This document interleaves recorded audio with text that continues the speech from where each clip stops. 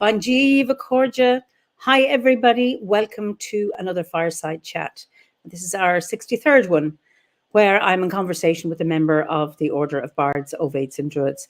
I just realized as I was about to go live this evening that I forgot to send my reminder out to people. So I hope people turn up. I think, hi, Cindy from Virginia, and Sal for Cuiga Ulla, and hello, Celtic Shaman. So let me know where you're from. On this. Hi, Stephanie from Utah. Welcome back. That's lovely to see you. Ava from Belgium. Lovely. And Philippa from Crouch End. It's a great name, Crouch End. And hi from Aubrey. That's Texas, I think. John Faherty from Georgia. Lovely. We have Southern France, Minnesota. Wonderful. Essex. LA, Washington. Great. Vero Beach in Florida. I hope the weather is nice. Actually, it wasn't so bad today. We had frost, but I happened to be able to have a cup of coffee outside today. It was really, really lovely. And hi from Cornwall, Germany. Lovely. Oh, the Isle of Mull. Beautiful.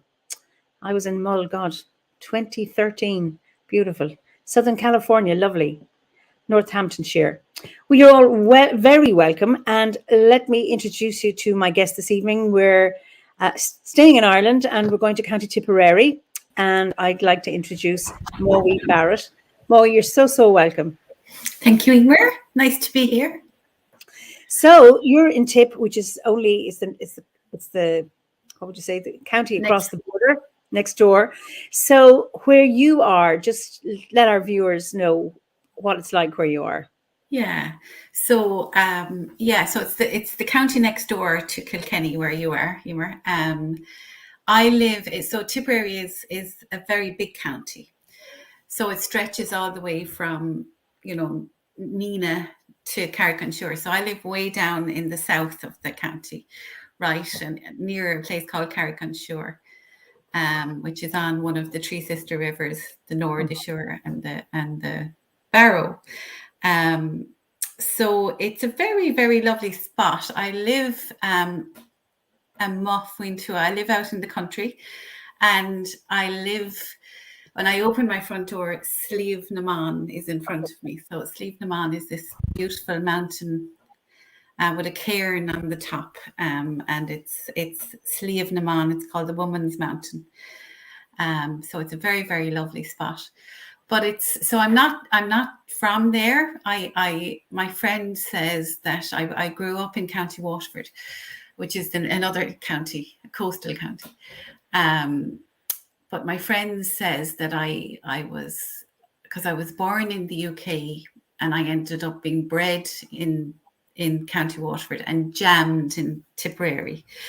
But I'm very happy here and I love it. And what I love about it is that where I live in particular, I'm very close to sort of the border with Kilkenny and the border with Waterford. So it's like a real kind of liminal place, Okay. There's lots of ancient tribes, that they delineated the counties. So it's just nice. So I like being on the edges and in the margins. I like those kind of places. Yeah. So it suits me. And I know, I suppose, with south from where you are where the three sisters meet, where the Nord, the Suir and the Barrow actually meet near Slieve Roo. How far is that from you? It's a good 20 minutes, half an hour for me. Yeah. Our American viewers will take that noting. I'm kind of up near where the river is tidal up to where I live. So so the tide comes up as far as where, and then it stops. Yeah. So I'm sort of in the tidal lands of the shore. Yeah. So do you have any idea what that does? I mean, I'm looking over the River Nore outside here, one of the three sister rivers. And it's not tidal where I am. Do you have a sense of what living near tidal water does, like a tidal river? Yeah. Certainly. I think, like, again, it's very liminal and it is kind of a crossing over place. You get the whole influx of the sea, that the sea comes in to reach you, so you certainly have a sense of that, but you also have a sense of stuff being washed away, but also the riches coming down from the tributaries that go into into the river and the sea. You know, from like the River Suir sort of divides Waterford and Tipperary. So the mountains on both sides, they drain into the River Suir. And yeah, there's a real sense of that. And interestingly, Carrick-on-Suir, like also, you know, not so much now because it's mostly pleasure craft, but it was the main kind of thoroughfare in the 1800s into, you know, it was also the main place from which we exported most of our produce during the famine, you know. So there is a sense of that as well, you know. So there's a whole sort of legacy, you know, encased in a river. But there's something about a river, I think, that takes it, that bears it. I do get a sense of that. I know because I work, you know, I'm a librarian, so I worked at one point in Carrick-on-Suir, which is the town nearest to me. And what I remember most are the sounds of helicopters because it was river rescue. Oh. Yeah, and I know that, you know, when those air ambulances fly, they usually fly to Cork or Dublin, but they always come back by the river, like the birds, I suppose. They migrate home by the river. But they just have this habit now of just keeping an eye on the river because the river has taken so many people as well. And I know like suicide is such a huge thing, you know, and the river takes people that way. And, you know, sometimes, and I remember once there were dolphins that came up. There was 2 particularly high profile suicides, you know, in close proximity to young women. It was very sad. And then, you know, a few days later, two dolphins came up the river. So yeah. And there's the whole, you know, link with Cesar, and the whole link with, you know, with the, you know, Aaron and yeah, Fiola. So you know, so there's something very, very ancient about it, you know. Yeah. And there's loads of legends about, I'm sure the same on the Nore, of mermaids coming up the river and sitting on rocks in the river and being caught in nets in the river, and yeah, all that kind of stuff. Yeah. So yeah. And now there's a beautiful blue way has been developed along the old towpath. So if anybody's ever in Ireland, they definitely need to go to see the blue way along the River Suir. Well, it's on my to-do list to go on it. I'd only heard about it during lockdown when we couldn't go beyond 2Ks, and I just haven't gotten around to doing, because I did the Barrow Way for a while, and I've just done a little Green Way, but the Blue Way, I want to really to explore that. Yeah. And there's something really, really healing, I think, about water. I'm sure you find that where you are. You know, the ions on water, you know, and the blue of the water as well. There's just something, the stillness. I mean, there's so much water gives us, you know, I mean, it gives us life. We, you know, and we take it so much for granted, don't we? Yeah. Indeed. And here, because we've had a lot of rain recently, I live overlooking a floodplain. It doesn't touch me. I look down. So every winter I get this little Avalon-y feel where I can't see where the river is. What I'm looking at is a lake. And then when you see the fog and the mist coming over it, it's absolutely so ethereal. Yeah. I love when the mist comes in, because it's almost like when I was small, we used to say, "Oh, the Druids mist is coming." You know, it's like that's what we used to call it. Yeah, the Druids mist, and you know, it's something lovely, you know, about the river. And you know, I grew up in the uplands of the Comers, so you know, it just sat really low. And it was something really ethereal about it. Yeah. And you always had this sense of mystery, and that it was bringing something with it, you know? Yeah. As some kind of regard mist as frightening, I've always found it comforting. It's like there's something that is containing, rather, I don't fear it. I know some people do and think, you know, it heralds something awful that's going to happen. And I mean, it distorts things. I know I remember climbing Carrauntoohil years and years ago. That, for our viewers, is the highest mountain in Ireland. For us, it's big, okay? For the rest of the world, it's quite small. But I remember in the fog, and you see this, what looks like a ginormous boulder. And when you get to it, it's quite small, because fog distorts, it magnifies image or things, or the of things. I find that fascinating. And I grew up, there were all sheep farmers around, and like when the fog was on the hill, there was only certain people who knew the hill well enough to dare to go out, because there's lots of corrie lakes in the Comores and very high cliffs, and you wouldn't really, they're not for the faint-hearted. You could end up falling off very easily. So only the people who knew it, and there was a great sort of wisdom about them. They never had been outside their own area, but they had a great wisdom about them just from nature and being out in the hill, with the sheep. And I think it's lovely to be so intimately connected with your landscape, recognize it and know it in any kind of weather that you are. I have that in my garden, which isn't, my garden's big, but it's a small piece of the world. And when people go out there, and I go out in the dark, and I never think that people need lights. I prefer to go out in the dark, but I know it. And just to be able to go up the mountains to your sheep in the mist, to have that sense of knowing your landscape so well that you feel safe in all weathers, it's just it's magical. So Tabitha says it brings this is the river. It brings magic and mystery, fog and mist, like the other world is close. And then Kieran Quick says, "Good day from Alberta, Canada, via Kerry, Ireland." You're very welcome, Kieran.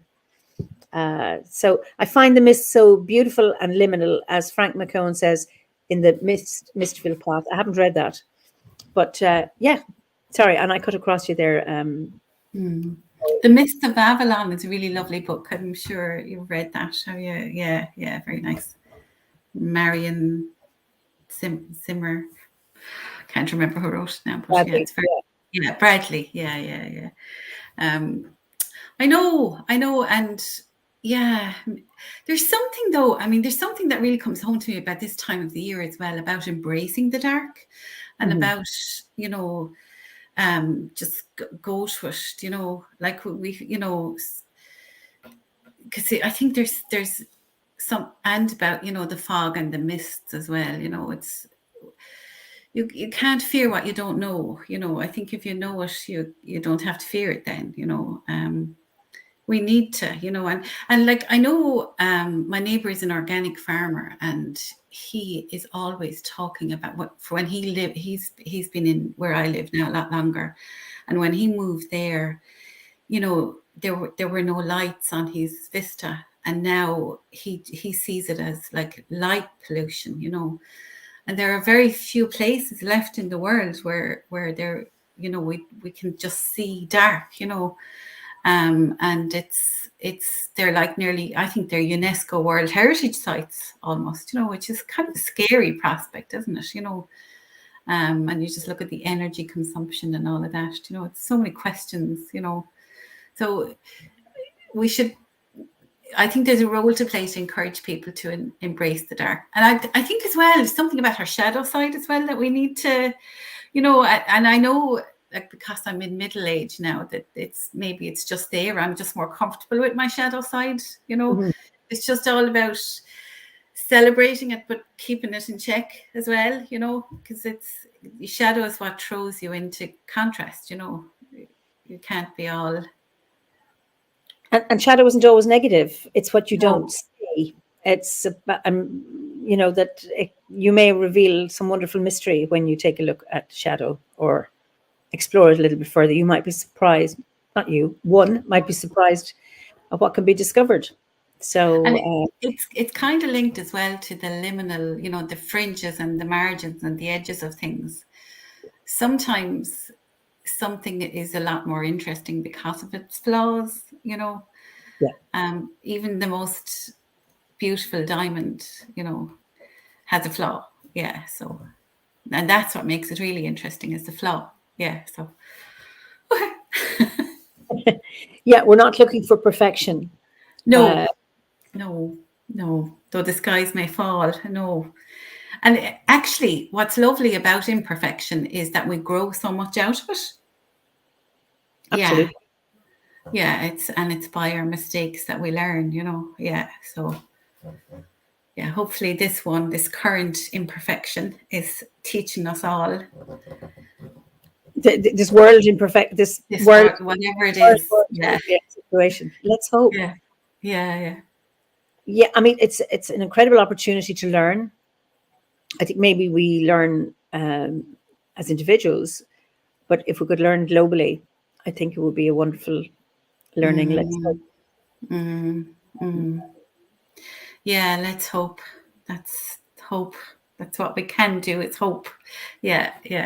And I suppose bear the responsibility of the legacy that we leave, Yeah, because like I was up in Knockrow Passage Tomb with you at Midwinter, and and I've only ever seen, I go there every year for years, but I've only ever seen the sunrise and the sunset at the solstice twice, at the same time, so I have this habit of going up there now a day or two before and a day or two after until I do see it, the sunrise and the sunset. Yeah. And it's, I was up there trying to get the sunset. So I went back a few days and I was really struck by, that's 6,000 years old, that tomb, and the legacy that those ancestors left for us, what will we leave them? What will we leave? What do we show? I was doing this, like last year, I took on this project to not use as much plastic. And I did a course on eco-bricking, and it is so, and it's so hard not to live with it, not to even shop without plastic. It's really hard. But it is improving. But anyway, what was my point there about? So I've done these eco bricks, which I'm now going to use to make something in my garden. And when I was up in Knockrow, I was thinking eco bricks are where your plastic container, you fill with plastic, you stuff it until it becomes as full as a brick or the weight of a brick. You just keep stuffing the plastic in, clean plastic. So because it doesn't decompose, but it'll become a building material that will stay. It's like so what are you stuffing? It's like a plastic bottle or something? Yeah, you have a plastic bottle and you stuff it like say cartons that you would get vegetables in or whatever. I chop them up really small and put them into the bottle until the bottle is full of those. Yeah. And then it becomes really rigid and solid and it's weighty. And then you can turn them on their side and then, with clay, make a structure, and then it stays in my garden. So that's probably going to be my legacy, which is really weird, for in 6,000 years' time, some archaeologist will be discovering this and wondering if humanity is still here in 6,000, there must be another way. But anyway, that's seemingly the best thinking on how to, because most plastic, even recycled plastic, ends up in landfill anyway after. So the idea is that, because when in where is it? In Tanzania, I've seen it where, and also Hutu, where either using paint cans, using those as bricks to make houses. Oh yeah. Or marking out pathways with plastic bottles. I like the idea of that'll perish at some point, but the fact that you're saying it's solid and let's hope it doesn't leach. But that something solid that. Okay, Stephanie says, there's a hut in California somewhere made completely out of plastic, just like the way you describe everything inside and outside. A lot of work, but I see the idea behind it. And Gillian says she's going to try that.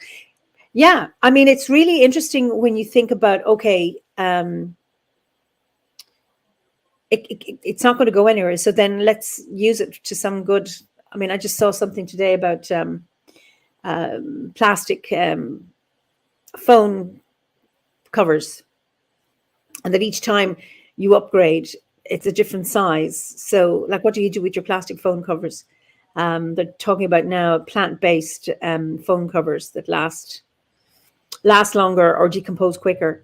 But I think the idea of making something that actually can be used, I think it is a wonderful thing. So it'd be interesting to see how anyone, if any of our audience, Gillian, how you get on with that one. So how many bricks have you?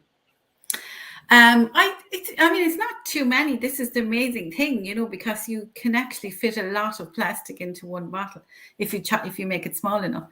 I think I have about 20 in a year, Yeah, different shapes and sizes. Yeah, so wow. Yeah, so maybe one a month.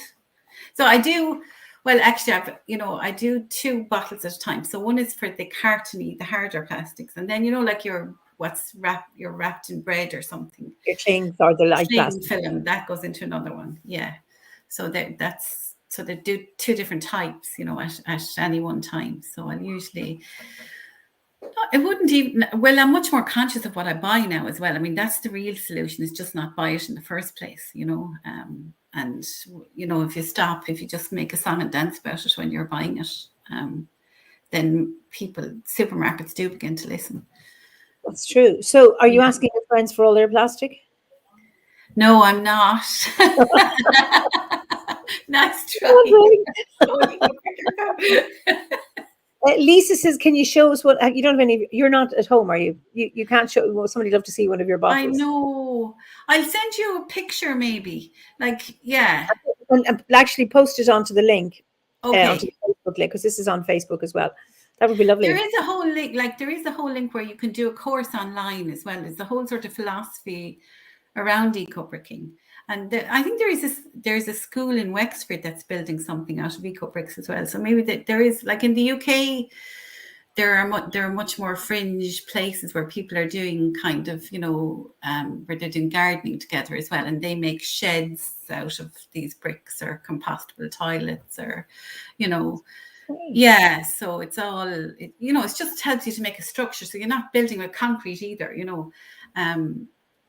But I'll send the link to eco-bricks. So there's a whole website on eco-bricking. Yeah. Yeah. Lisa says plastic used to be all made from cellulose. I still have a sewing box from this. 80 or so years old, brittle but still there. Yeah, I mean, cellulose is plant, and that was I'm first learning about plastic and cellulose, and then it seemed to disappear. Yeah. And then you go to the odd tourist shop in Scotland, I think maybe on Mull, or was it Kilmartin. And I bought these pens in a gift shop, and they were made of parsnips. Wow. And there's also now, I think it's a few companies, instead of the styrofoam packaging for things, they now have, it looks like it, but it's actually made from potato skins.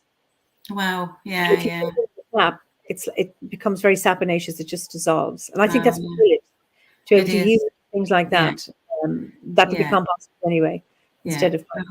Hopefully we're moving plastic. It's about to use what we have, because there's still so much. Even if it's taken out of the seas, where does it go? I know.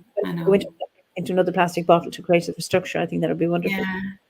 And I was looking at something the young scientists did as well there this year. There was something online about that they're now finding a way to recycle all the masks that we're using and throwing away. Yeah. So that's a very brave one, for people to take on, given that, they might be infected. It's like I was looking at I was in town today. I went to the market and looking on the street, just discarded. And it's not that somebody would necessarily have thrown them; they'll have slipped out of their pocket, or a car park, just as maybe people keep them in the door or whatever. They look horrendous, and it's like I tried to burn one to see. Well, is it paper? And most of it's plastic. So. Yeah. They do wash, if that's any help, but I don't know. I don't know if I'm doing the right thing by doing it, but they do wash. But anyway. Oh, don't even start me on that now, because I'll just depress the nation. Our nations. Jane says there are better days are coming. Sorry? Better days are coming. Let's hope. So Zane says there's some new cellulose wood and grass fiber forks, knives, and spoons that biodegrade in 100 days. Yeah. And then there are what you call bags, compostable bags. I know the first time, I can't remember many years ago, this was at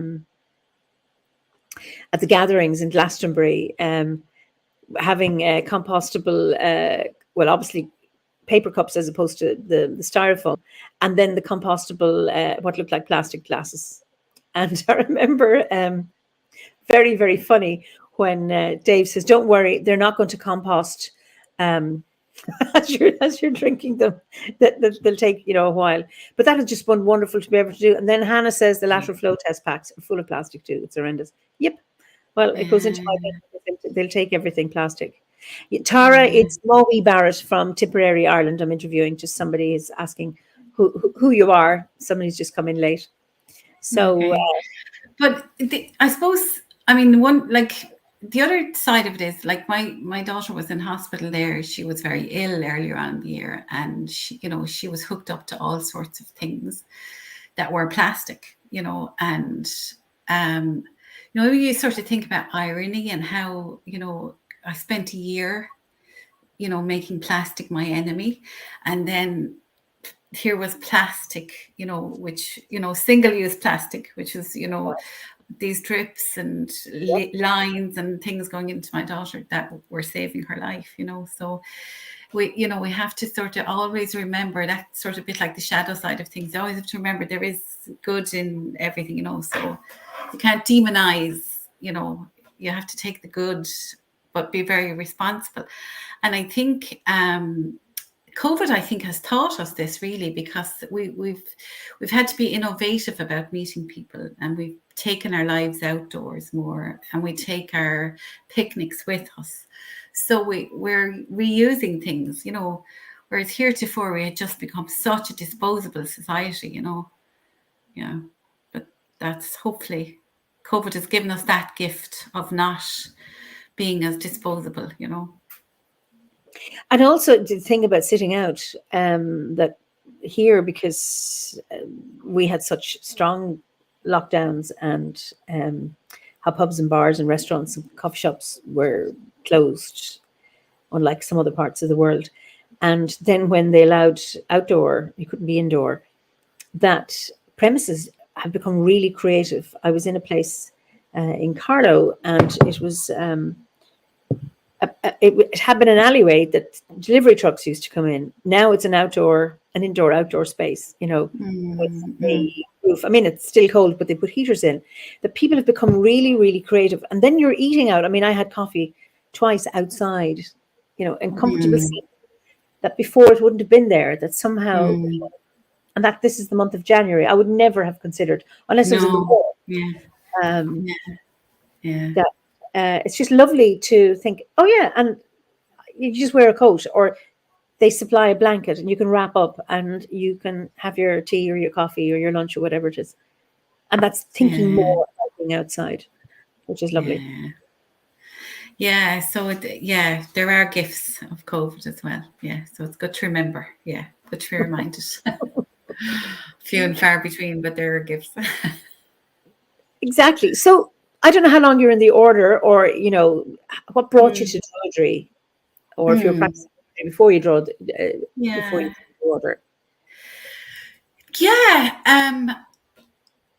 I think, I mean, I feel I have always been a Druid, if that makes any sense. You were talking earlier about being familiar with our landscape, and in Ireland we are incredibly lucky, those of us that notice, the landscape that we live in, because our history is marked on the landscape. We have archaeology that goes back to the Ice Age, and most of our sites are unexcavated. So there's a rich tapestry of, on our landscape, and our history is there. And I think for me, the landscape that I grew up in, it sort of seeped into me like osmosis. Now, I grew up in a place called the Eimear Valley, which is a river place deep in the Cummers, you know. Before the famine, there was a road that went into it, but there was no road that came out of it. Do you know what I mean? And it was it was a mountain place and a river, but a real Bronze Age landscape, because, you know, there's a stone circle up there. There's a whole load of megalithic monuments up there.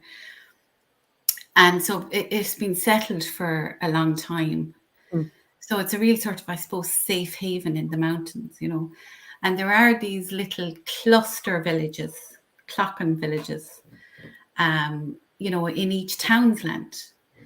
And the Irish townslands, you know, they have an anglicised Irish name. And in the Nair where I grew up, there were, all of the townslands had a Druid association. There was a family of Druids. You know, there was 3 brothers and a sister, and all of the townslands are named after them. So there's one townsland called Kilkenny, which is a Druid called Cian, and he had a diadem, you know, he had a golden diadem.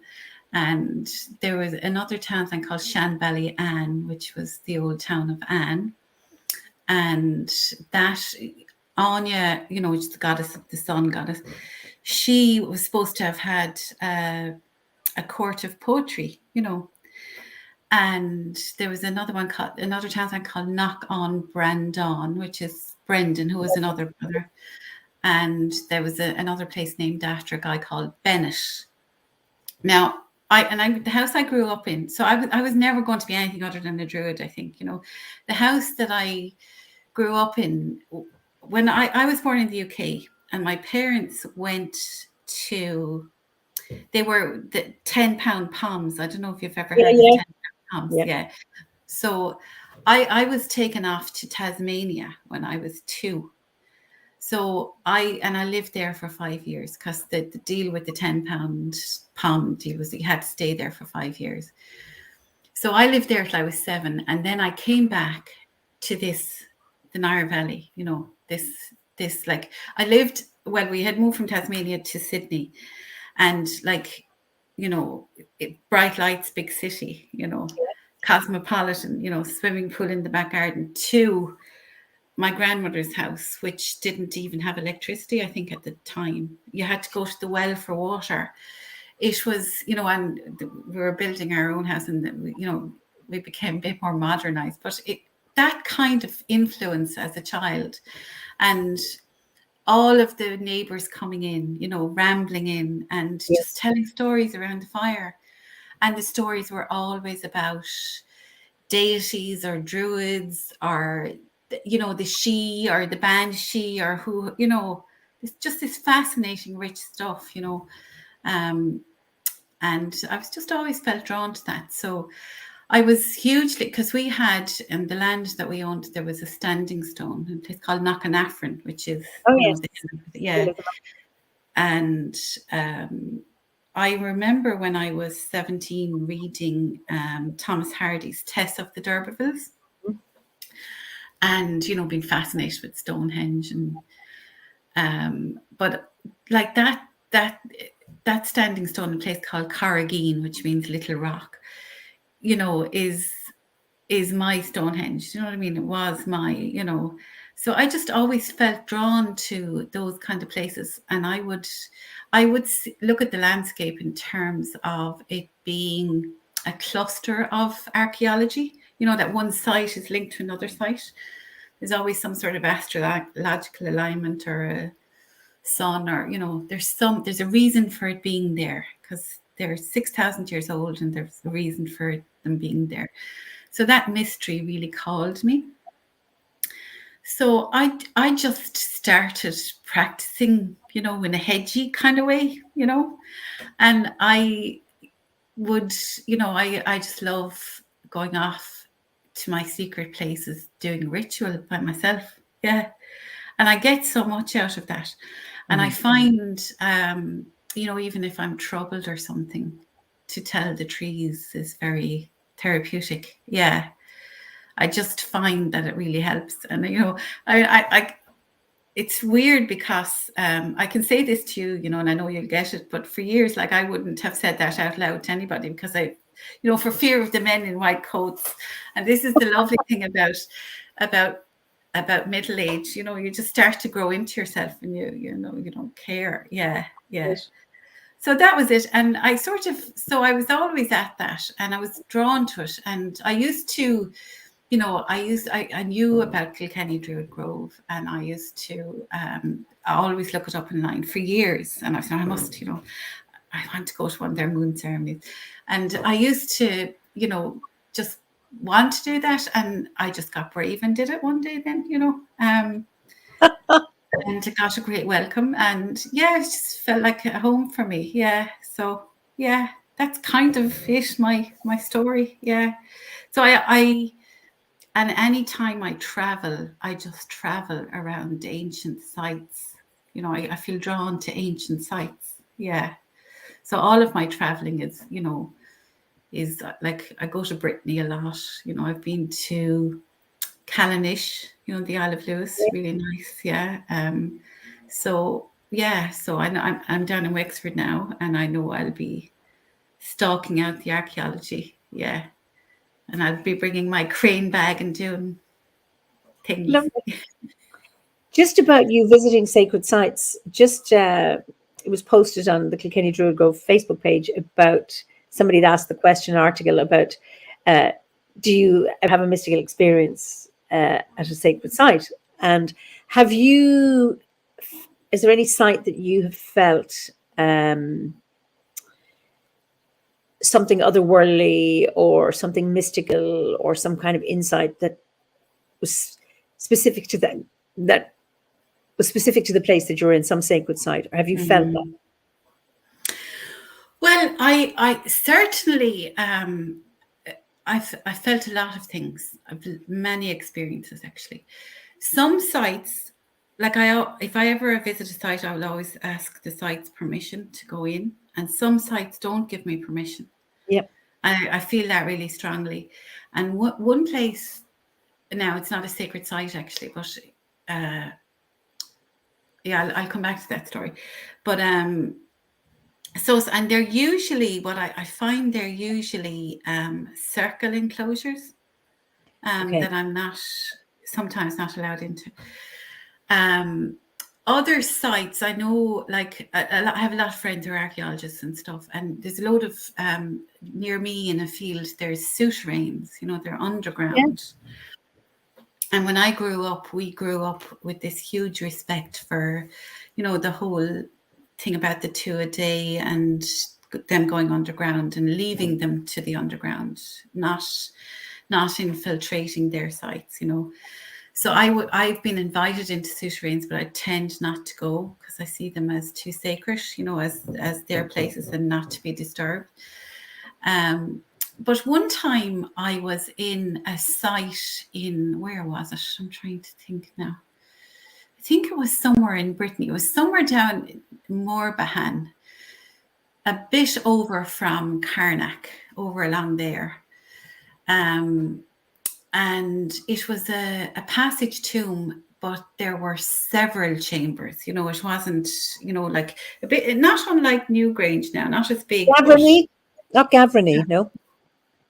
No, Gavraney? not Gavraney. Yeah, it was, and again, it was one that I came across by accident. I hadn't intended to go there. It was on the outskirts of a medieval town, and I just got out of the camper van and sort of walked around, and I was called in, and definitely something tried to manifest in front of me. And I took photos, and I often get orbs in photos that I take at ancient sites, but this one was definitely like a white misty something. Yeah. Now it felt very welcoming, and I felt a huge peace there. You know, it didn't feel sinister. And when I do go to a site that feels sinister, I go away. I don't, you know, but there's very few actually that I have felt are sinister.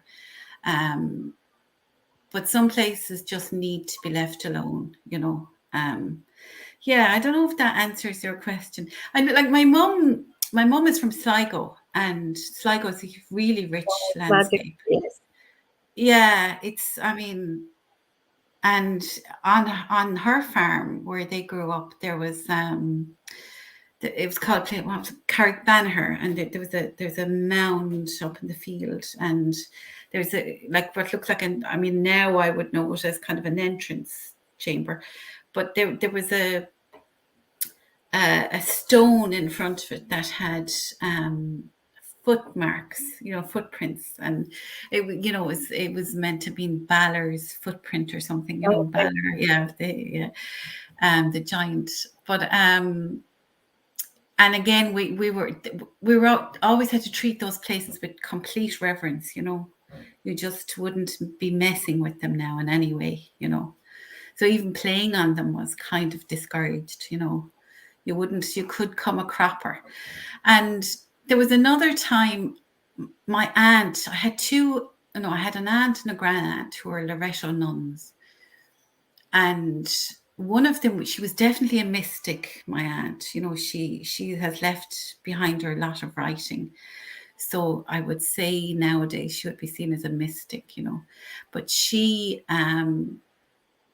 when she died, I think I heard the banshee. Yeah. And I have never heard the banshee before or since. Yeah. Wow.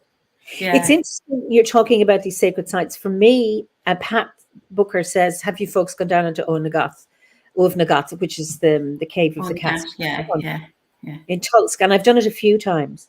Have you? Where I get my experiences are in caves or in West Kennet Barrow, where there was a group of people doing a meditation, connecting to the ancestors, and they were drumming. And there is a little window at the top, but they'd covered it. So we were invited in to join if we did. And it was pure bliss. One passage tomb near Gavrini, it was just once it was the passage tomb was curved, leading into a central chamber. So once you moved a little bit there was no light at all.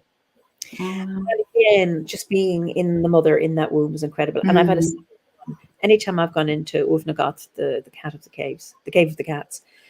I think, Pat, you would get in there. It's you need to go there. It's not that tiny, but the cave is that it's normally you see a cave and you go through it.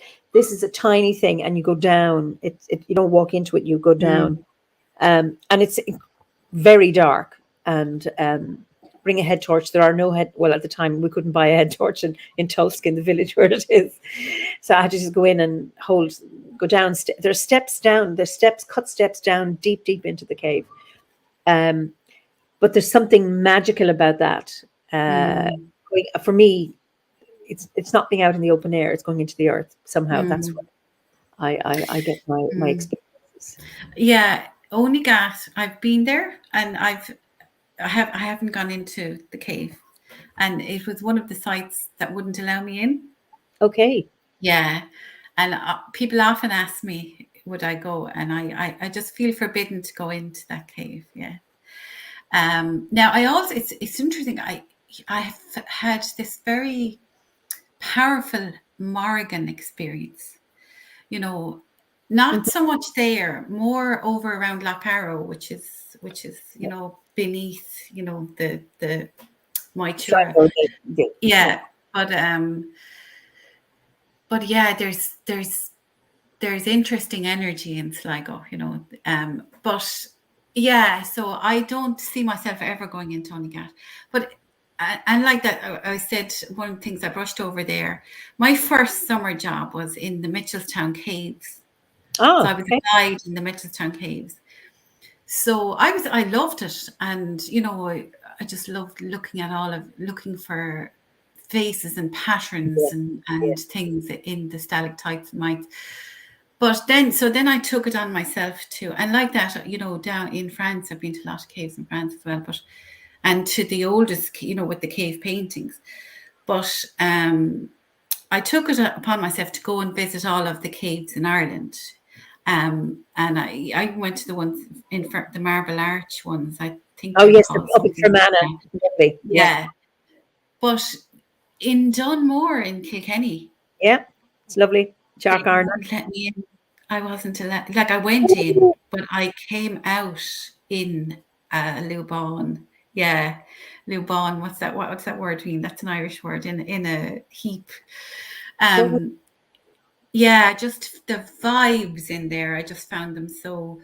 And I haven't gone into caves since. I think actually since that experience, I just felt compelled to leave. Something banished me there, and sometimes when I go to visit a site, I don't research the history. I do that afterwards.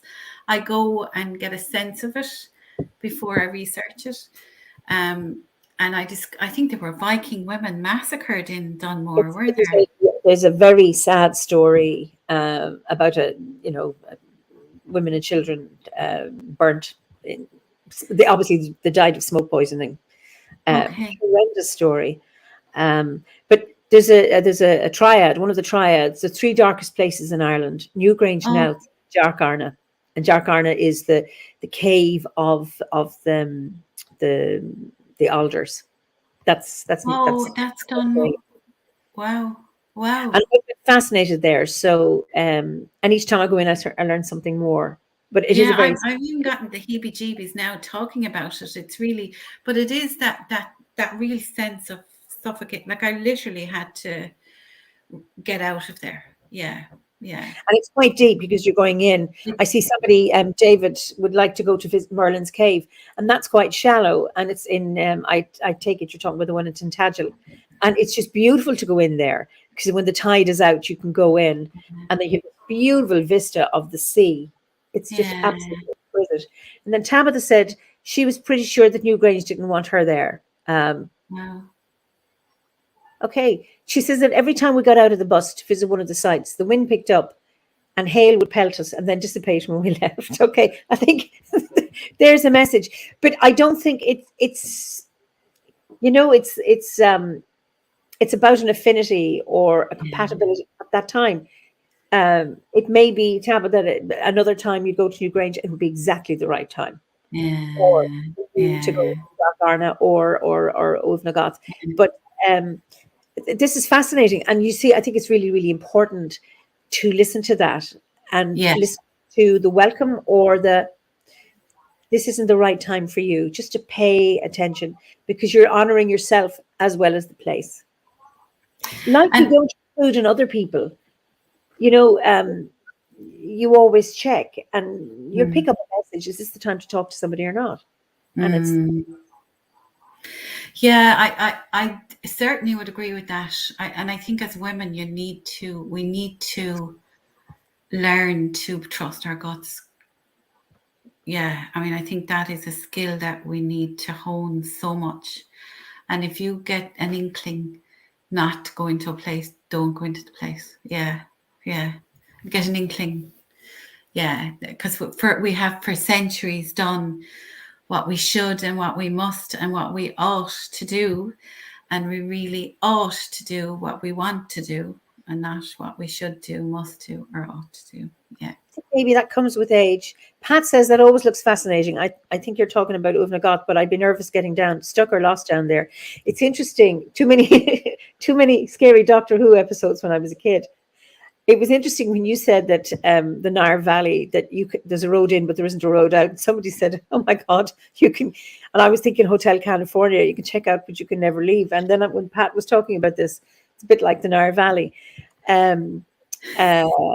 But I remember going into a cave in Tanzania. I was having an initiation with traditional healers, and I was much bigger than I am now, and they sent a chicken in first to check with the spirits, was I allowed in? The chicken comes out, which actually said, yes, I could go in. So this very, very thin woman went in ahead of me, a healer, and we had to crawl in like snakes. So she's in there moving easily. I can feel the cave. And I remember it was very, very narrow. And there was this ginormous boulder ahead of me. And I thought, oh my God. This could fall on me. And then I thought, okay, if it does, it does. And I just surrendered. Yeah. And I thought, okay, I'm going to crawl in here, and then some big cavern is going to open up. But it didn't. We just kept going. And then she turned around, and I turned around. So we moved in like two snakes. And it was fascinating. Yeah. But I remember, and then somebody was taking photographs of me coming out, and it was like giving birth. First my head, like the crown, then my head came out, then my shoulders, and it was like a rebirth. Just absolutely wonderful. Yeah. Yeah, well, there is that interpretation, isn't there, of coming out of the cave, of being reborn. Yeah. Yeah, okay. Sometimes, yeah. I have this huge thing about the 2 a day going underground, and that this pact that we made with them, and that we need to honor that. And there's something in that for me around going into certain sites. Yeah. It's all like the best way that I can describe it. Yeah. And others are fine. It very much depends. Yeah. The energies, the ancient deities there, or whatever is there. There's certainly an ancient wisdom, that's there. Yeah. Yeah. Gillian is talking about Plato's Cave. We talked about Plato's Cave with my guest last week, Aman Quatra. It's just interesting you mention it again. And then Pat says, I always meant to try one of those sensory deprivation flotation tanks where it's perfectly dark and you're just floating as if in the womb. I've never done it, but I know from people who've done it that they're just absolutely an amazing experience. I've sometimes in meditation, when I'm in bed, I have to be lying down, where I've actually lost all sense of, I'm just aware of my thoughts or a sense of someplace, but I don't feel my body anymore. And beautiful feeling that I'm floating, but I can't feel anything other than all I'm aware of is my awareness, if that makes sense. And it's a lovely feeling. I used to, and sometimes do still, though not a lot less, but I used to, as a child, look down on myself. I used to sort of be able to look down on myself. Yeah. Not like, I floated above myself and looked down on myself. It wasn't that I looked down on myself. No, I understood what you meant. I've never had that experience, but just that I'm here, but I've lost my body. So it's, I have never gone up and looked down. Yeah. And I know I was never drawn to rebirthing, actually. I know it was a great rage a few years ago, rebirthing as a way to, yeah. But I was a premature baby, so I think I just wanted out. Maybe there's some association with caves and the womb for me. Maybe I just needed out. Yeah, that's interesting. I was 48 hours coming. I'm very fast, but I was slow coming into the world. But so were my own two children. I was 48 hours contracted before they arrived. It's really, really interesting. And when you did that initiation in Tanzania, was it Eimear? Was this when you were a midwife? I'm not a midwife. Sorry. No. This was as a psychologist. Well, and as a druid. So, I mean, how many years ago was that? Might have been about 10 years ago. Okay. Howard and I are we have a very close friend, Shaban Kalula. Actually, really, really, he was here when I did my first druidic ceremony in 2003. He said, and so he's been a very supportive friend in my finding my spirituality, nature-based spirituality in these lands, because I've been working with him. Howard and I have been working with him for years. But he's an African healer, and he worked here 3 summers. He came and saw people. But I wanted something for my own landscape. That was one of the frustrations I had. And he was very, very supportive of me. So Pat says, I was a cesarean. I always leave rooms via the skylight.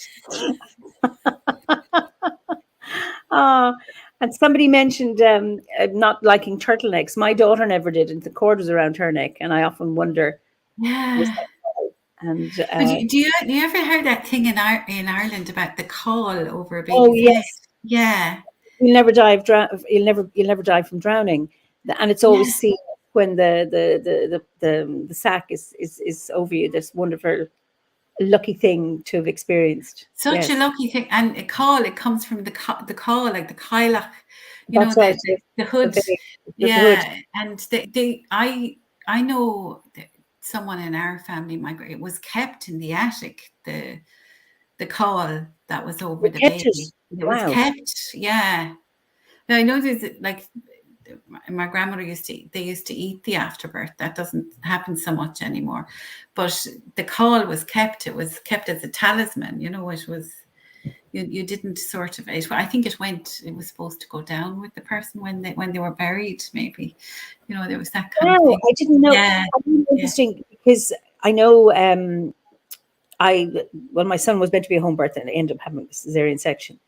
And my daughter was born here, and I didn't eat the placenta, but we had conversations about it. And I remember teasing friends that, I'd been making placenta, either burgers or pate. And but we planted a yew tree for the day after she was born and buried a placenta, and it's a flourishing tree.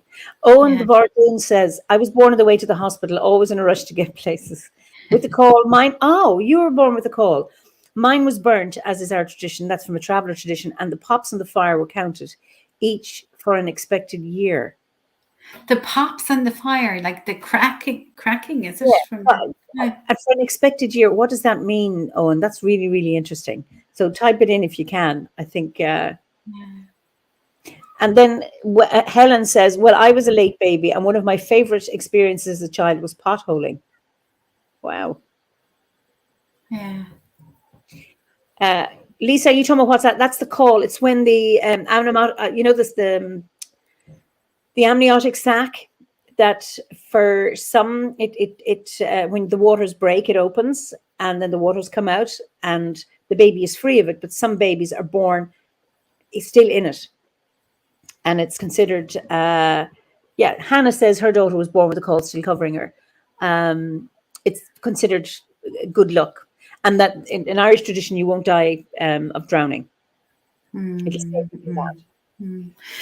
interesting about the turtleneck as well. The whole thing of like your body will never lie for you.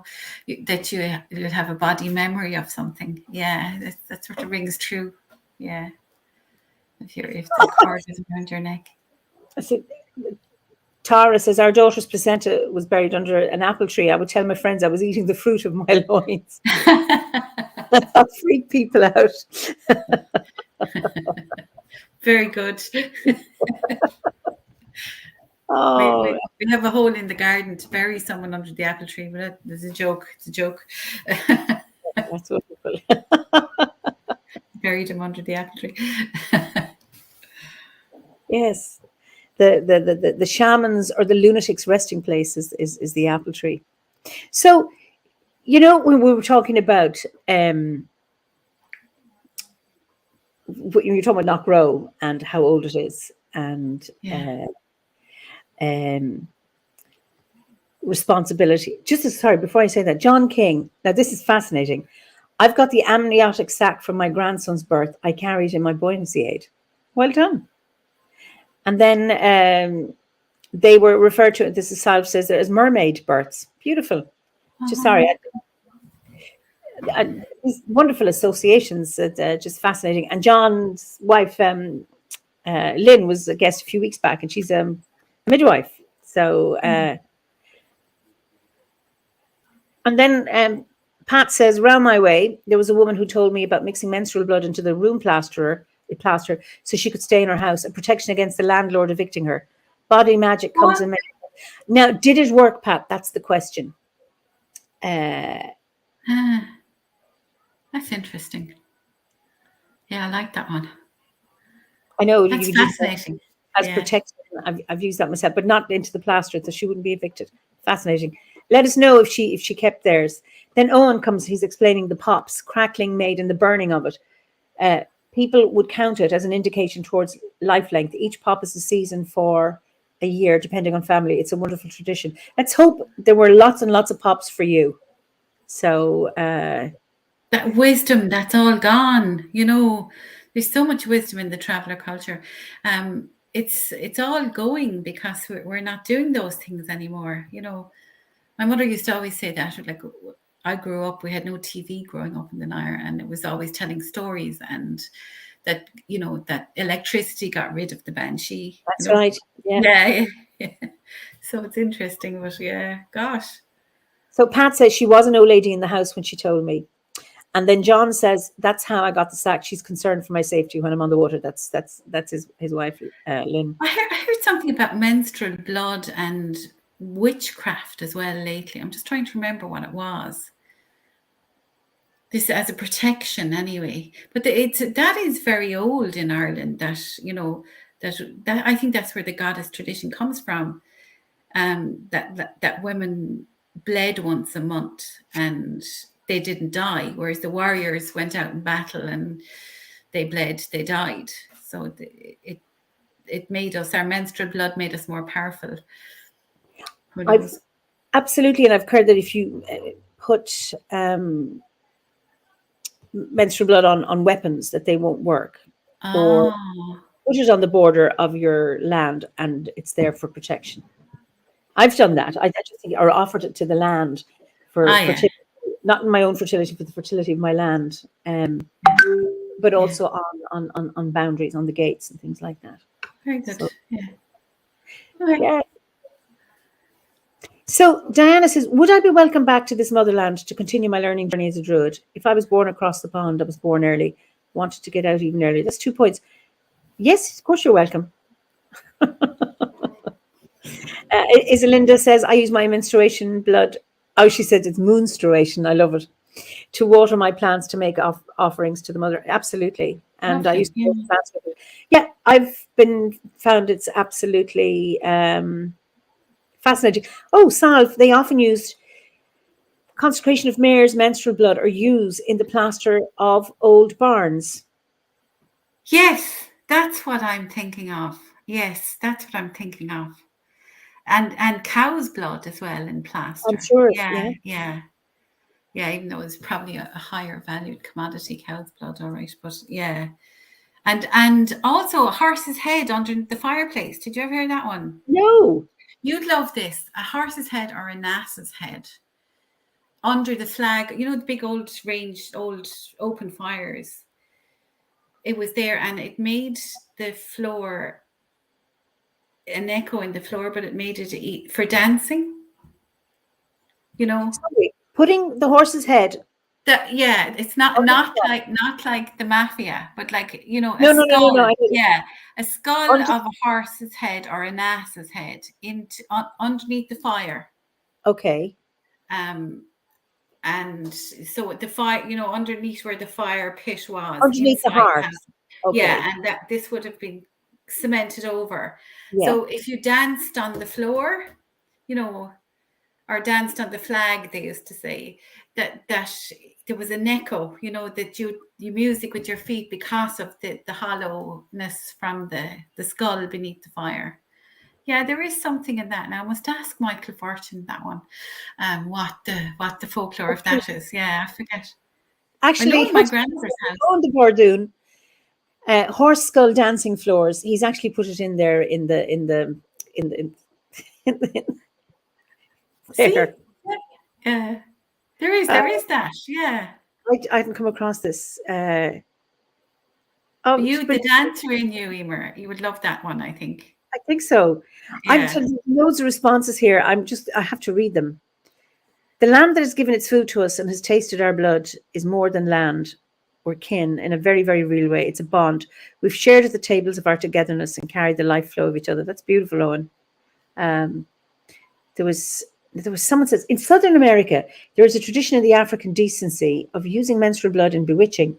My friend's mother said she caught her husband by mixing her blood in with spaghetti. Oh, you mean she found her or caught him doing something wrong or actually managed to meet a man? I don't know. That's a really interesting one. Mm-hmm. And then Pat says, could there be some hormonal property for those fertility associations of menstrual blood? After all, it's meant to be good for pear trees if pregnant women pee on them. Oh, seriously, old country stuff here. And particularly pear trees, that's interesting. Okay. We used to put things on apple trees, but not so much. Well, we didn't have pear trees were very exotic in the Eimear, but apple trees, we used to pour cider on the apple trees. Okay. Yeah, I have apple trees. I have one pear tree that never does much. Every few years, I might get 3 pears. Somehow, again, you're talking about the welcome you get from certain places. Like pear trees don't do well. I've plum trees and they don't fruit. Yeah. Salve says, working in heritage restoration with much experience in lime plaster, there are often sorry, plaster again. There are often amazing finds when studying old lime mortars. Okay. So just fascinating. So anyway, I wanted to get back to when we talked about, the uses that, because we'll say any of these sacred sites, and Mauritia Sulawan, the archaeologist who excavated Knock Row, which for our viewers is similar to, I've mentioned this a few times, to Newgrange, but it's different in that there are 2 passage tombs aligned to the winter solstice, one at the sunrise and one at the sunset. They're not covered over. They didn't repair them after the excavation. They left them. I think they just stabilized them, but didn't cover them. But he talks about, okay, so there were, is it 3000 BC? So 5,000, 6,000 years ago. But they were used at different times by different peoples, and they may have had different purposes. And they found some pottery there. And you were saying, well, what will we do? But I think even the fact that we're having a conversation like this, that we are visiting these places again, honoring them, remembering them. And I know when I've been in old buildings, or actually that passage tomb in Carrickeel, I remember drumming there and hearing a resonance coming back, chanting in one of our temples here, because it's originally an old chapel. We were chanting one night. It doesn't always happen, but hearing singing coming back, and it wasn't an echo.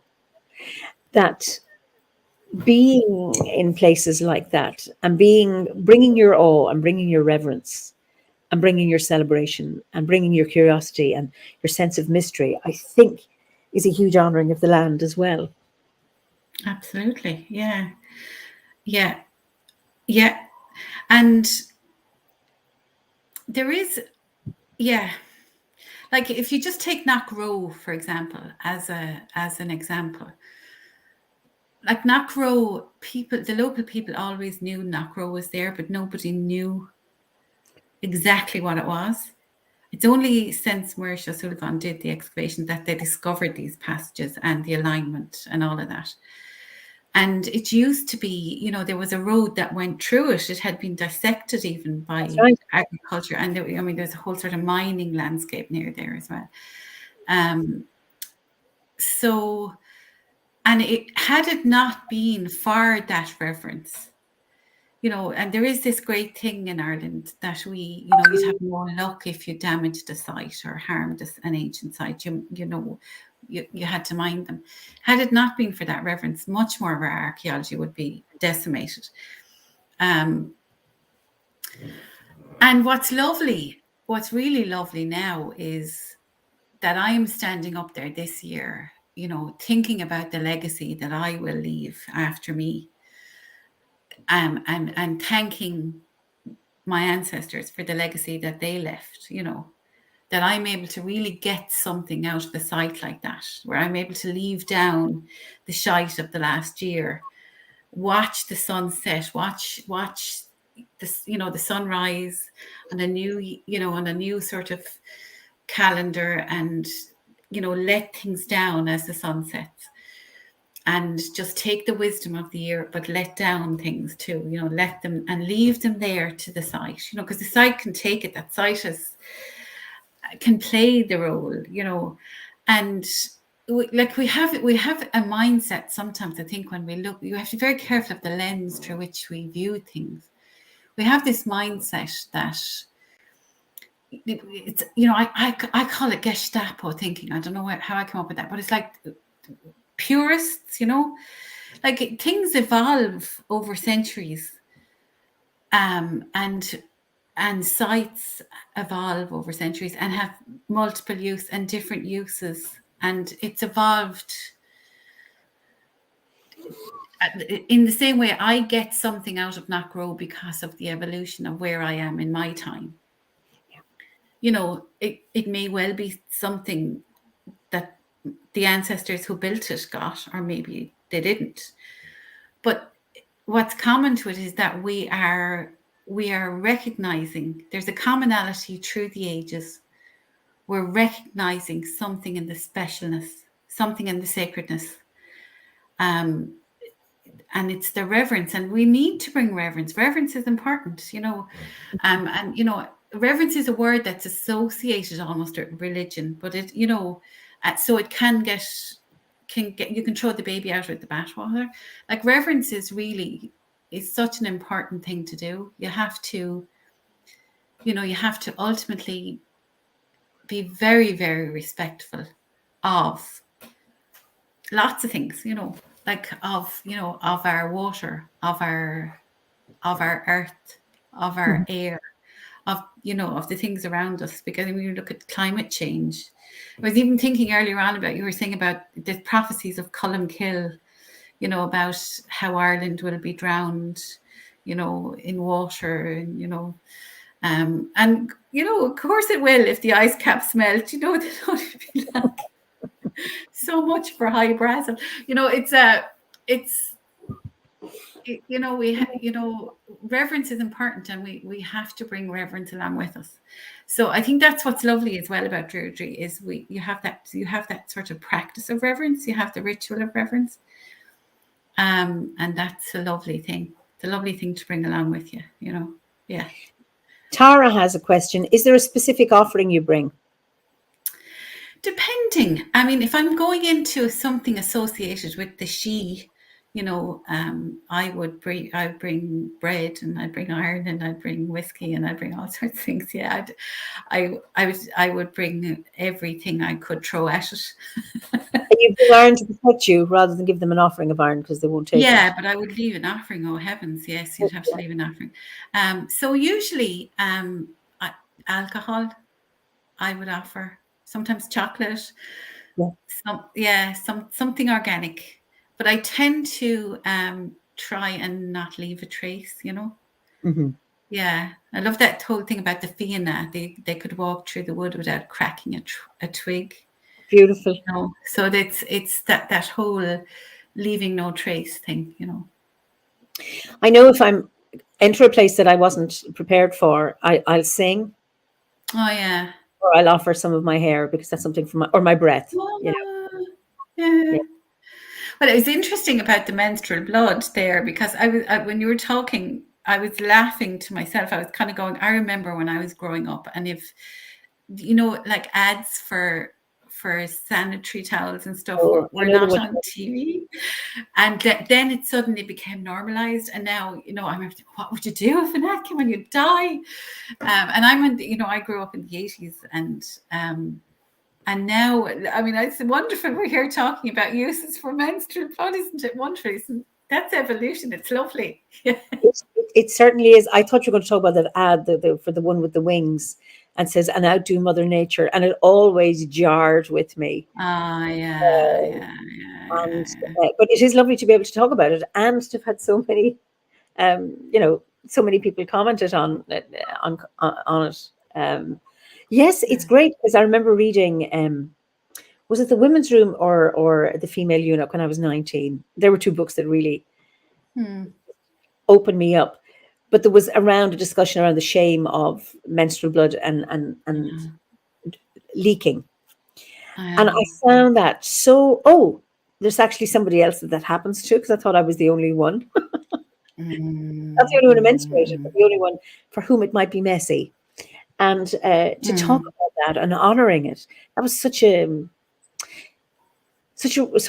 reassurance and such a welcome. And it wasn't regarding it, calling it the curse or whatever, some negative, but actually something to be honored. Yeah, and something to be celebrated. And it's really interesting now, because as well, you know, that kind, it's like Eve original sin, all of that. It's like the collective shame of women, that is still there. I mean, I see it in the workplace, I'm not particularly in my workplace now, but I see it, it's sort of it's layered, but women of childbearing years sort of being seen as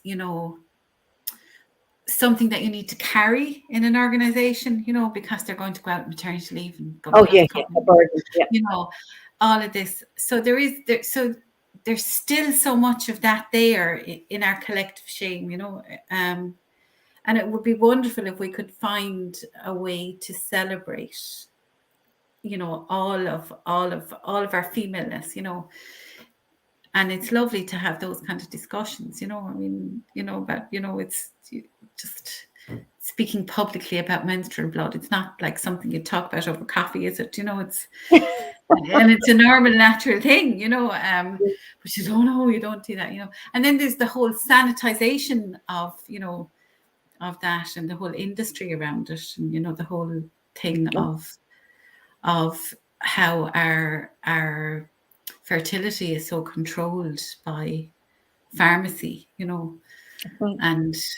and to serve commerce, not so much to serve womanhood, but to serve commerce primarily. It's great that we have those choices. Our mothers didn't have them. My mother had to go to that.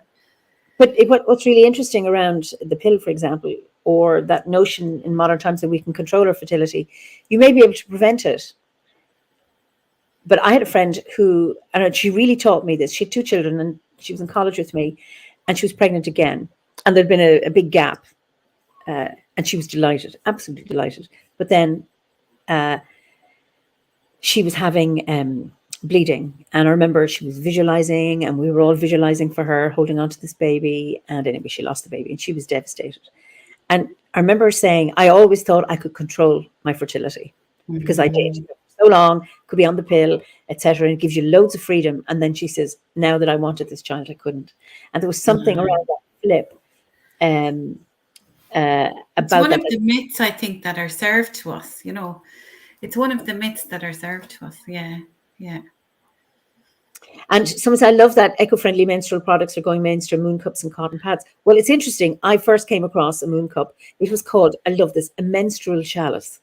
And that was on the OBOD website. I was Googling, I must have been 2003 when I started. And I came across this. I've never found it since. And then I never heard it called a menstrual chalice after that. Anyway, I got one. And now they're moon cups. And I thought that was just... I think that would be a great name for a poetry collection, actually. The menstrual chalice. Yeah, I like it. Absolutely. So, and Lisa says, still have some resentment about the commodification of women's power. Yeah. So, anyway, so it was just these wonderful. Pat Booker, you're a brat. Let's market one and call it the Holy Grail. The HOLEY. Okay. Oh, okay. And then Linda says, I take part in a worldwide meditation of over 200,000 women on 5 full moons of each year. Full moon of February, May, August, October, December. You can have a look at the websites. Yes, the wombblessing.com. The next one is February 16th. Yes, I did that for a while. And you can have your male partner with you. And I remember Howard doing it with me and having he had to tie a thread around his wrist. And he had that for years. And I was saying, when you die, do you want to be buried with your rings? He says, no, but I still want this thread to support me in this womb blessing thing. I thought it was just lovely. I had forgotten about that, Linda. So, So, So it's, anyway, she's put the website up there on in the chat. It's wonderful. So, did you answer my question about? Won't be typing if I didn't. And so Linda says she's a moon mother as well. Yes, I remember. It's all coming back to me now. It's just beautiful. So it's interesting because I haven't asked that question. Is Druidry something you are or something you do? But you seem to have grown up with this, having come from Tasmania via Sydney into the Nile Valley with no or very few modern conveniences while your house was being built. So, well, I guess I was always drawn towards, I was one of those people. I never knew what I wanted to be when I grew up. And the Loretta nuns, they growing up in the 80s, which was just an awful time to come of age, really.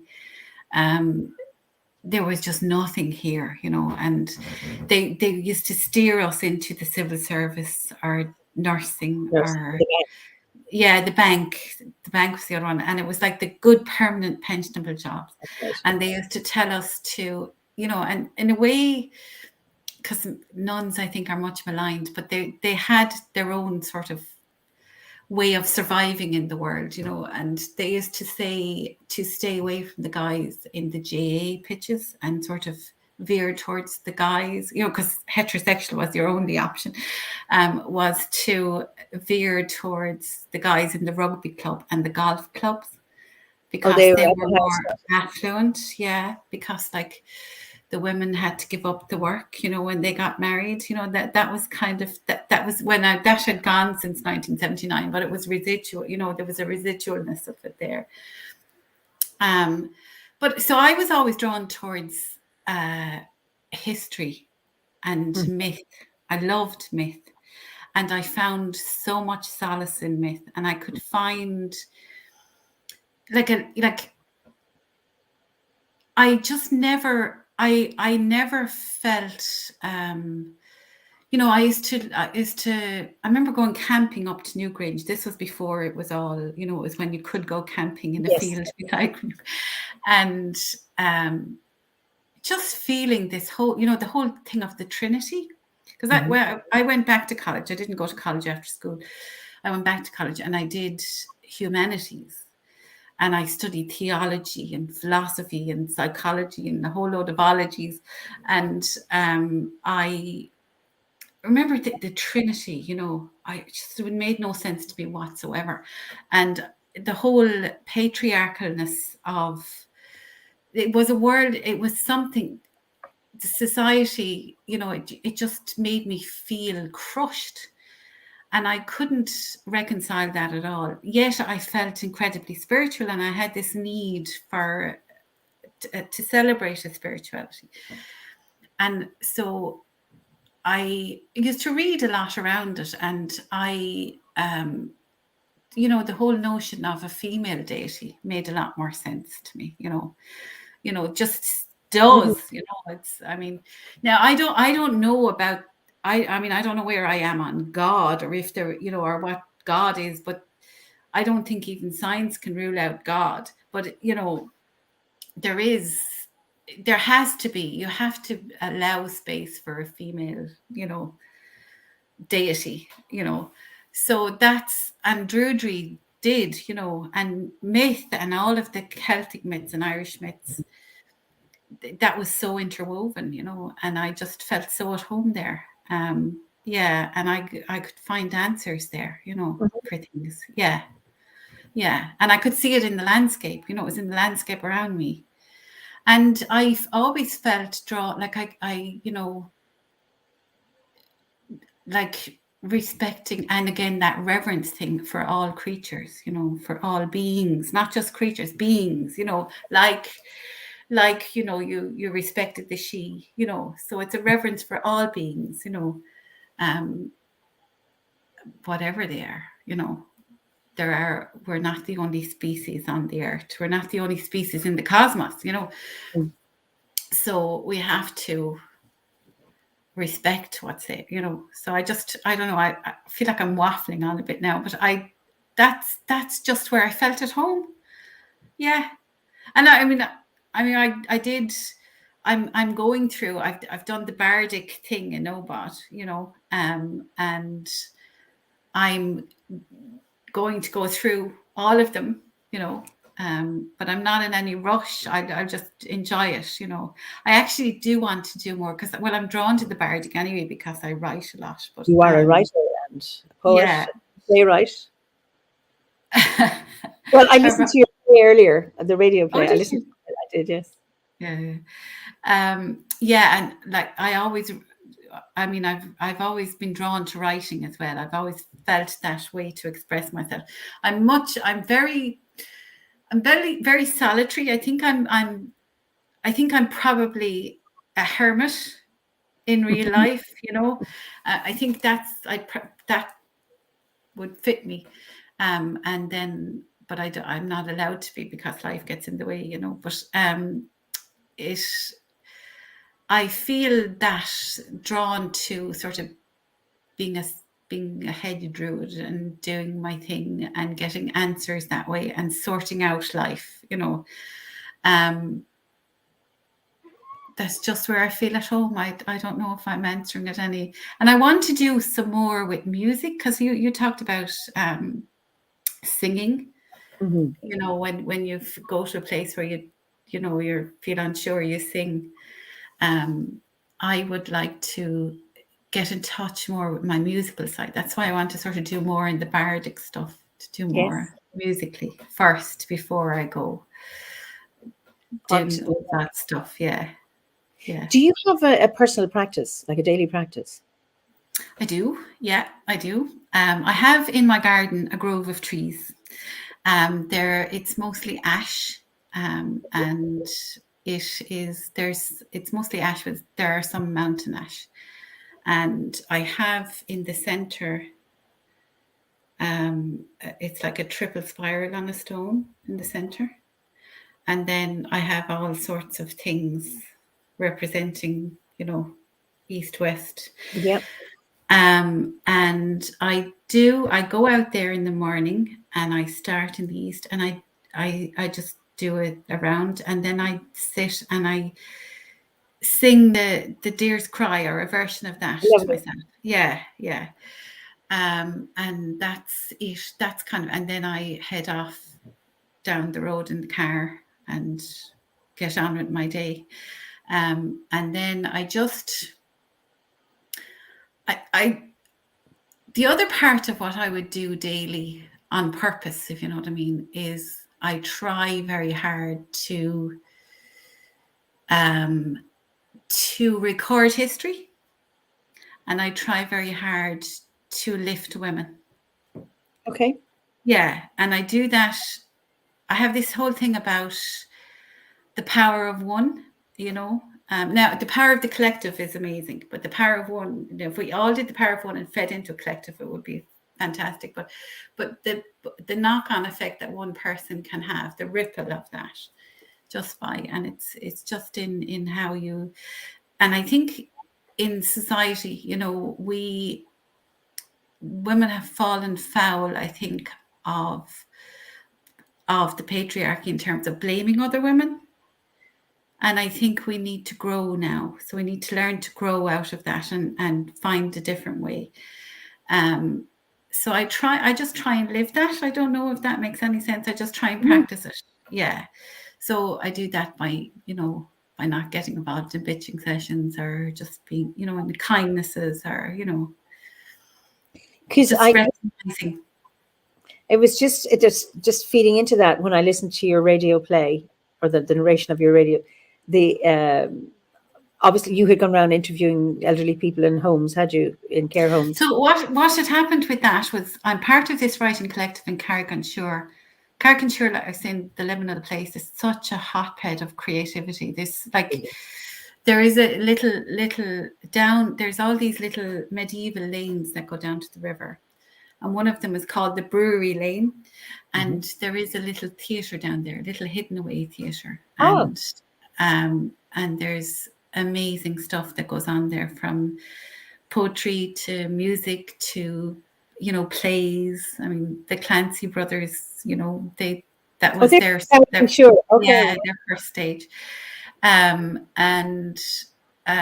there's a collective of writers there, and we used to meet once a month prior to COVID, but we continued on then during COVID on Zoom meeting and sharing our writing and supporting each other, really. And there's this amazing woman called Margaret O'Brien who coordinates all that.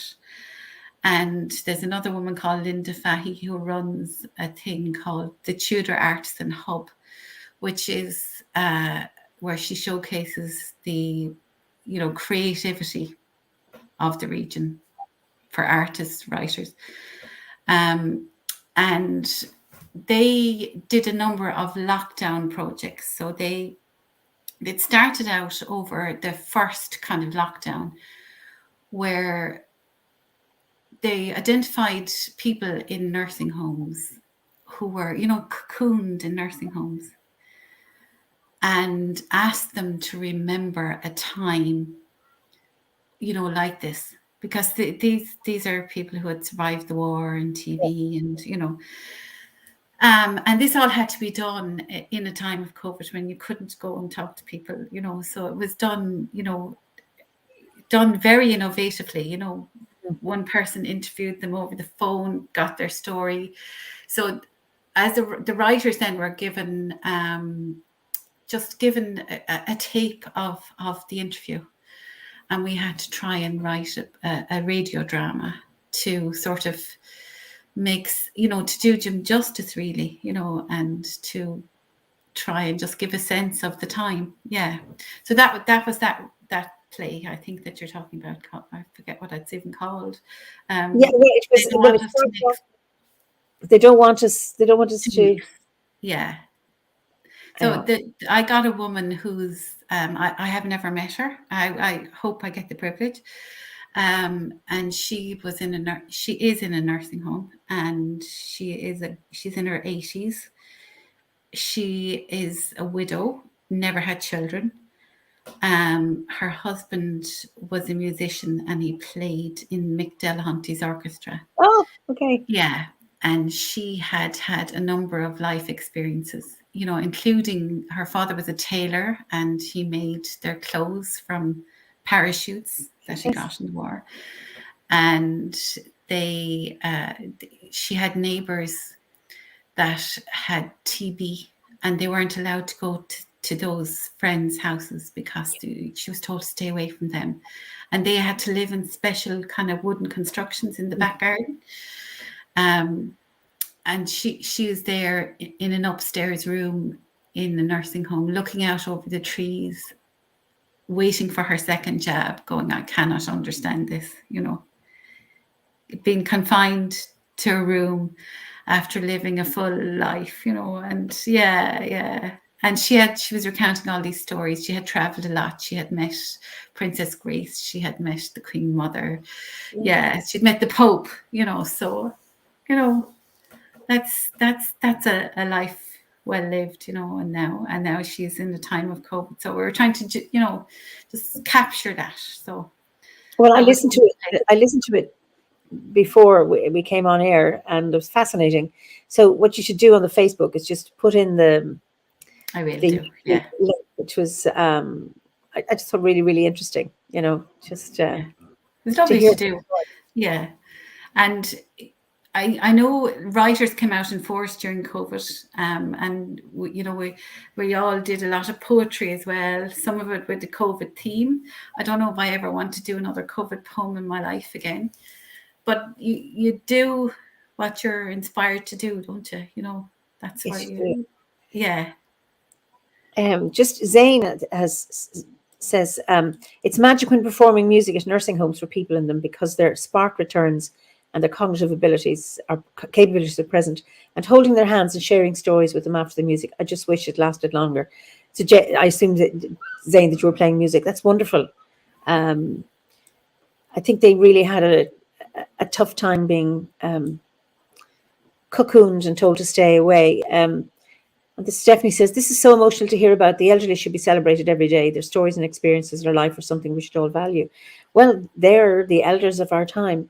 And I know my own mother, she's 85, well, she'll be 86 now in March. And she still lives at home, in her own home. And she was determined that she walked the streets that she always did. And I mean, behaved herself as well as she could. But luckily, it wasn't frightened. But how important it is to allow people live as full a life as they possibly can. This is really hard. Well, actually, this is for all ages, actually, elderly and young people. This last year, do you have any poetry there that you'd like to share with our viewers? I'm sure I do, Eimear. I'll open up something here for you. There is one poem that I was thinking there that I want to read. Actually, it's called "A Wild Woman," so I'll try and find. Oh, lovely. We could do with a bit of that. Yeah, Wild Woman. There it is. Oops, my thing is falling over. Sorry, I just have to. I've locked it again.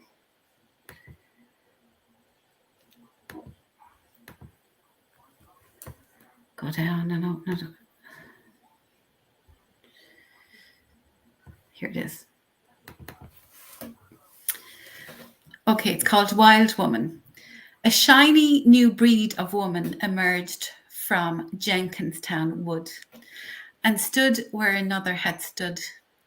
A wild, wicked slip of a girl who burned too bright for the world. And they told her lies, ignored her cries. Let down your long hair, sure do, and the prince, he will take care of you. And cook and clean for the 7 little men. Wear yourself a slipper of glass. Be home before the witching hour and kiss the frog and then the beast. Sleep yourself on a feather bed while we test you with a pea. Then eat a poison apple and doze for a century.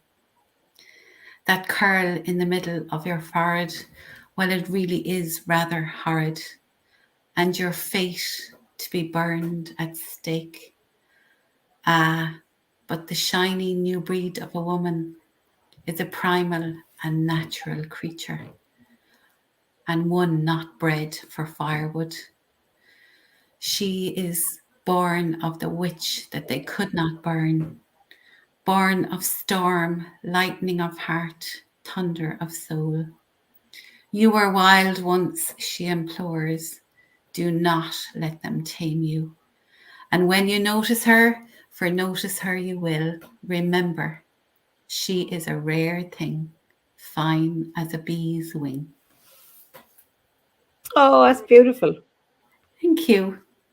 Yeah, it's beautiful. And I was just thinking when you said Jenkinstown, because that's the woods near me. Yeah, I just stuck that in there. Depending on when I read it, I usually okay. Coolnamuck is the wood near me, but yeah, so I just put that in. I was teasing you. Yeah. It was just lovely. And you're getting lots of applauses here. It was just lovely. Wow. I mean, I could see all the fairy stories and very, very powerful. Yeah. So I think it's important to be the voice of women sometimes. Yeah. Yeah. And the wildness and the wildness and the wildness. Yes. Don't be afraid to be wild. Yeah. So speaking of wildness, somebody says, holy cow, listening to the poem, I got chills and shivers about the new woman. It's true. Lovely. That's great, Christine. Speaking of wild woman, what's the most reckless thing you've ever done?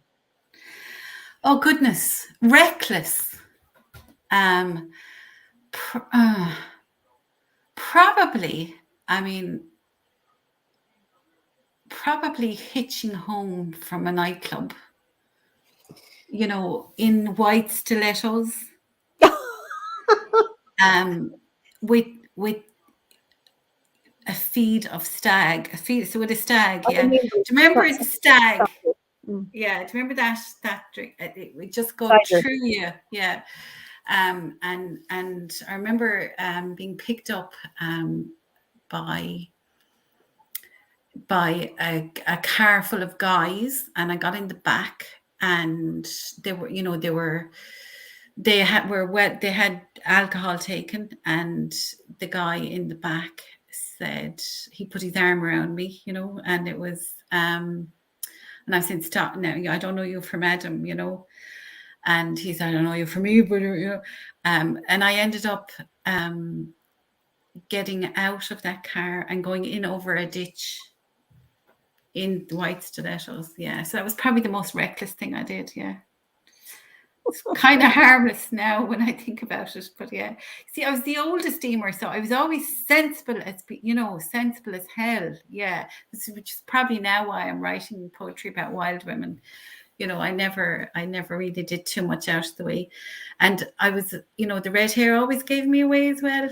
I remember one time we weren't allowed uptown at lunchtime in the Loretto, and sneaking uptown. Anytime I ever did anything wrong. Oh, it's the red-haired girl. It's the red-haired. Yeah, I got caught. Yeah. So I got discovered because some nun up in the chapel could see me going across the convent bridge.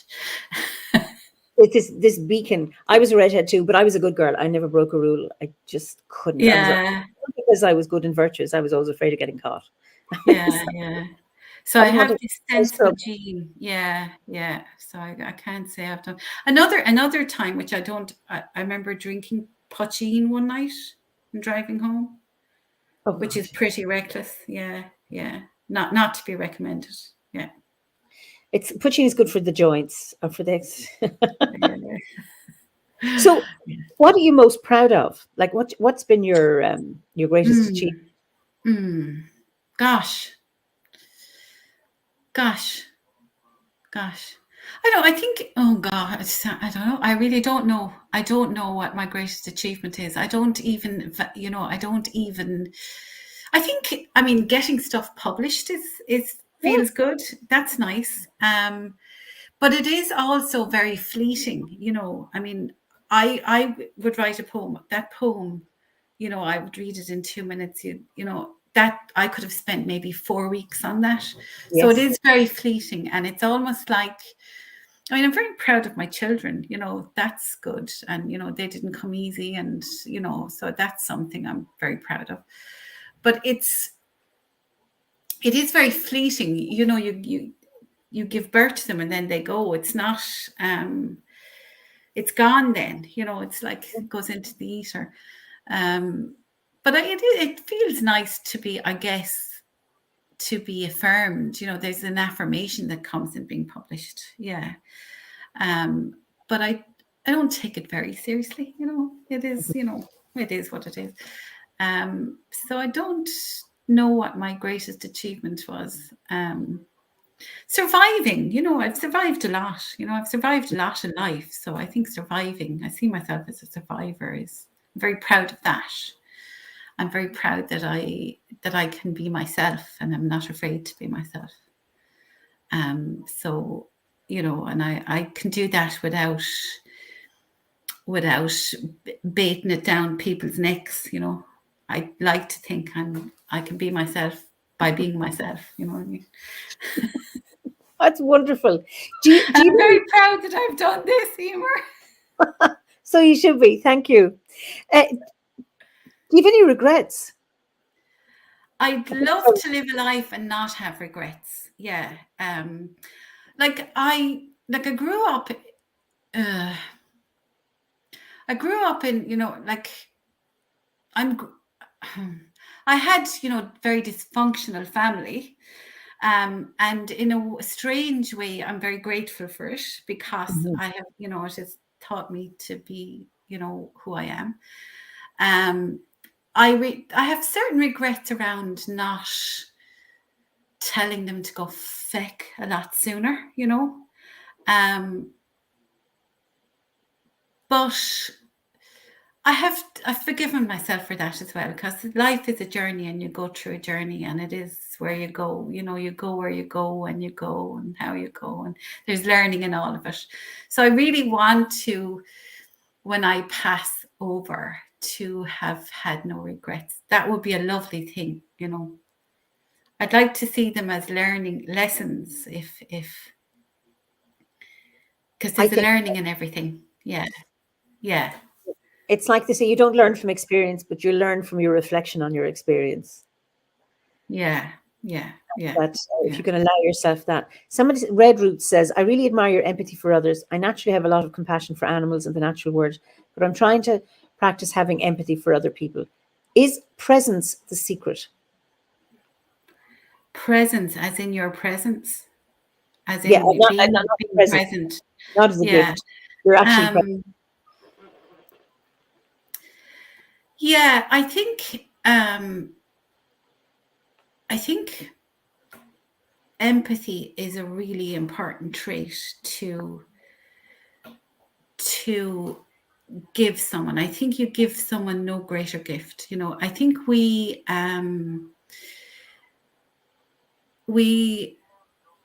have no place or right or entitlement to judge another person. Now, I know there, you know, I suppose it's the love of justice, you know, but it's not for us to stand in judgment, you know. So people cross our paths every day, and I mean, I work in a library, so I meet people there all day, every day. You know, I deal with the public all day, every day, and I don't know what's going on for anybody that stands in front of me. Mm-hmm. But I can give them due respect, and I can listen to their story of the day. You know, I can do that. You know, that's the least I can do. You know, what's that one? I mean, I'm sure there's a biblical quote. I don't want to be, there go I, you know. For the grace of God. Yeah, or the least of my brethren, or whatever. Yeah. So giving, you have to mind yourself as well. You can't be giving yourself to, you know, you have to mind yourself. You know, you can actually, minding yourself is the greatest thing you can do. Mind yourself before you mind anyone else. You know, mind yourself and live that. If you live by your being. I don't know. I think so. And that's not a selfish thing. And Lisa says forgiveness of self has a lot to do with caring for people. I think so, because I think if you can forgive yourself, you're suspending that judgment of self. And then you're on the road to suspending judgment of others. It says learning to laugh. And of course, empathy is not about feeling what somebody else is feeling, but it's understanding it from their point of view, even if it isn't yours. So it's about getting out of the way and hearing the person from their point of view, whether you agree with it or not. And I think most what we want is to be heard from our point of view. No, in the moment, no matter how unreasonable we are. Yeah.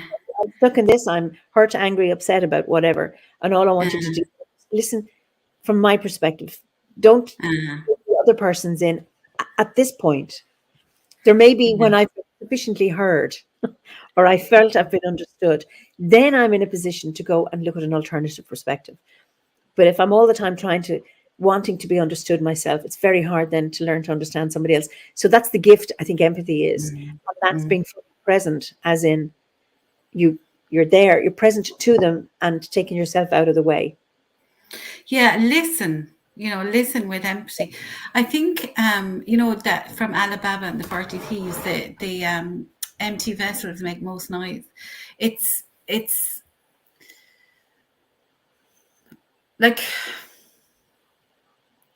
do unto others as you, I don't know. I have something really profound to say. I'm just trying to get it out.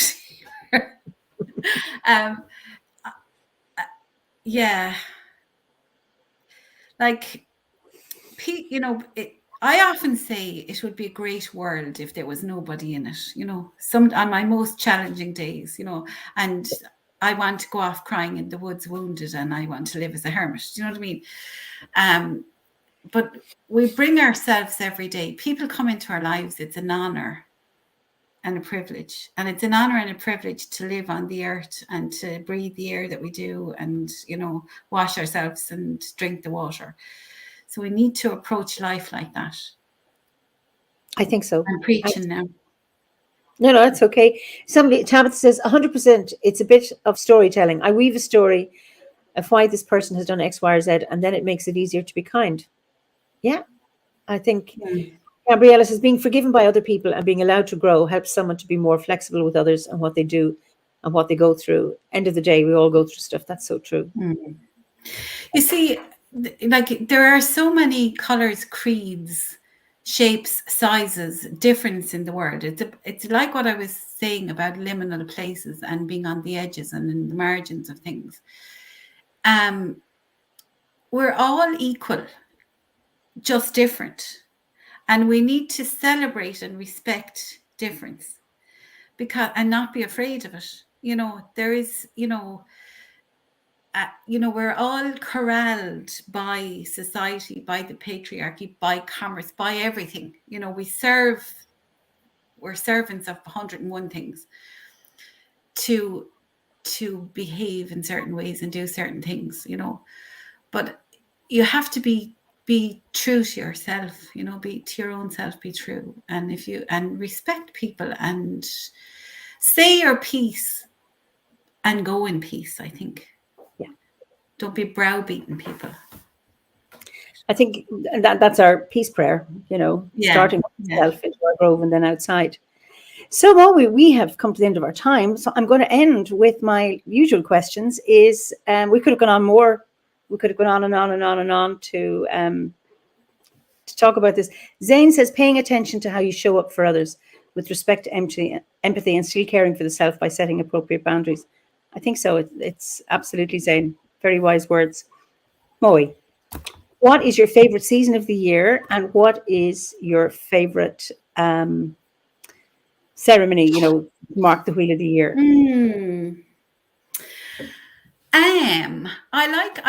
I like my favorite season of the year is the one I'm in, actually, whenever I'm in it. I like them all. Do I have a favorite? I'm drawn to water this year, so I'm feeling I'm just going to be. There's a theme of water for me this year. I don't know why, but I'm just drawn to water this year. Midsummer maybe. But I love midwinter. Yeah, I love midwinter. Yeah. And Samhain. I love Samhain. I mean, I love them all. So, but I think midsummer. I tend to be very sad at midsummer because the year is turning, and so there's a sadness too. But I think there's something I need to celebrate in it this year. So yeah. It's interesting because I look forward to the longest day. And then I know, once we do, well, we've got another few more months. I'm not even going there to consider that we're going into the dark time of the year. And then when I'm in here, it's lovely. Yeah. I know, and says, Mawie, very much the same. My favorite season is the one I'm in. Feel the feels, live the living, and enjoy it all. Live in the moment. Live now. The future is a perception. Yeah. The past is also a perception. Live now. Yeah. Right. Okay. So Salve says, I feel to really find your raw, authentic self, we must make many choices, but that the one that serves spirit and soul evolution is to indeed choose the path of silence and being alone in nature. Absolutely. So, Mawie, you've been an absolutely delightful guest. And thank you so much for coming on this chat this evening. I really, really appreciate it. And I know that judging by the comments in the chat here, that people have enjoyed it too. So I'll allow you say goodnight, and then I know you'll just go backstage, and then after I say goodbye, we'll go and read the comments, and then because there's so many. Okay. Eimear, Gurmila Maha, I really enjoyed it. It was lovely. Lovely to get the call today. I really appreciate it. It was nice to spend time with you. Great to have a chat. Sorry if I waffled on too much about my Somebody said in the chat after you said that that they love a good waffle. So yeah, it was nice. Yeah, it was good. So yeah, it was lovely and safe. Stay safe, everybody. Stay well. Stay good. Good things. Wish you all good things. Thank you for. You're welcome. And I'll say goodbye to everybody now. So listen, thank you all so much for your wonderful comments, your questions. I really, really appreciate it. It always makes it so much more alive to have this. And I look forward to seeing you next week for another Fireside Chat. In the meantime, be safe, be well. Until then, slán go fóill.